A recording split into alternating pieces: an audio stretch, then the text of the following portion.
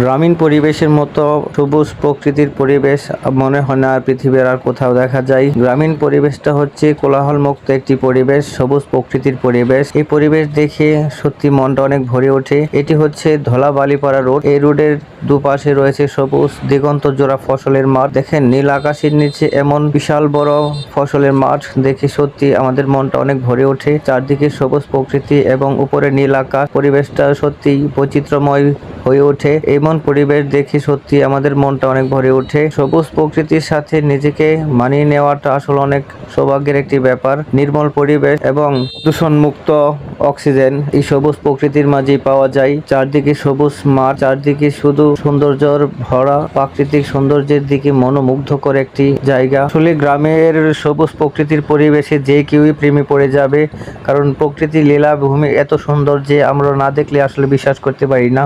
যারা প্রকৃতি প্রেমী মানুষ তারা সবসময় প্রকৃতির প্রেমে পড়বে, আসলে এটাই স্বাভাবিক। সবুজ প্রকৃতি আসলে সকলেরই অনেক ভালো লাগে।